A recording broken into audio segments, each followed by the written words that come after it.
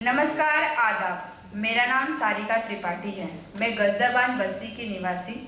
मेरी ग्रुप का नाम समता कैटलिस्ट सच्ची नाचनेकर। हमारा रिसर्च का विषय बांध बस्ती के 5 नाकों पर छेड़छाड़ करने वाली ग्रुप क्यों और कैसे बनती है। छेड़छाड़ यह हमारा विषय हमने क्यों चुना। रोजाना की जिंदगी में यह हम पर बीतता है। क्यों बीतता है यह जानने की कोशिश हम नहीं करते, लेकिन इस भागदौड़ की जिंदगी में बस सहना है और आगे बढ़ना है, यही हम जानते हैं। इस प्रश्न को हल करने के लिए अथवा यह क्यों पनपता है, यह जानने के लिए पुकार की सहायता से हमने रिसर्च किया। रिसर्च करने का माध्यम survey, interview, focus group discussion, debate, map reading, 5 माध्यम में ये दिख रहा था कि छेड़छाड़ होती है मजे के लिए, आनंद के लिए, टाइम पास के लिए। इससे आसपास रहने वाली महिलाओं, औरतों, लड़कियों तकलीफ होती है तो होने दो।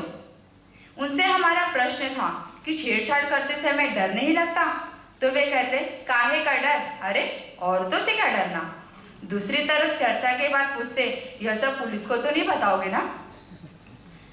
हमने 100 लोगों का सर्वे किया था, जिसमें हमारा प्रश्न था क्या छेड़छाड़ रोक सकते हैं। 70% लोगों का मानना था हाँ रोक सकते हैं, पुलिस द्वारा, नगर सेवक को बोलकर, परिवार को बोलकर। लेकिन वहीं 30% लोगों का कहना था कि बिल्कुल भी नहीं रोक सकते। इस संदर्भ में मैं हमारा एक अनुभव शेयर करना चाहती हूँ। हम सर्वे के लिए निकले थे। वहाँ एक लड़कों की झुंड थी। हमारे ग्रुप से एक लड़की वहाँ पर खड़ी हो गई, तो वहाँ खड़े हुए लड़के उसे घूर घूर कर देख रहे थे।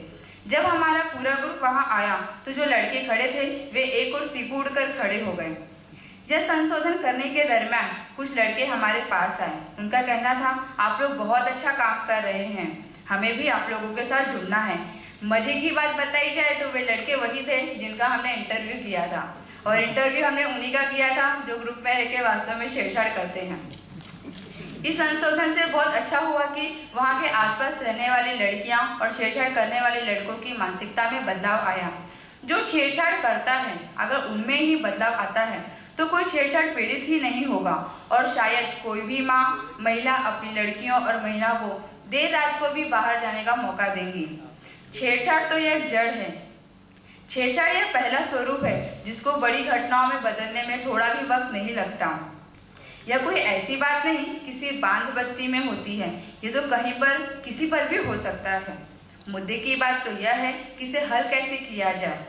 कहते हैं बूंद बूंद से सागर बनता है, ठीक उसी तरह बांध बस्ती के कुछ लोगों में बदलाव आया है। पूरी तरह से तो नहीं, लेकिन कुछ हद तक इसे रोकने की कोशिश की जा सकती है, और यह हमारा अनुभव है। शायद हमारे इस रिसर्च से कुछ समाज में कुछ तो परिवर्तन आएगा।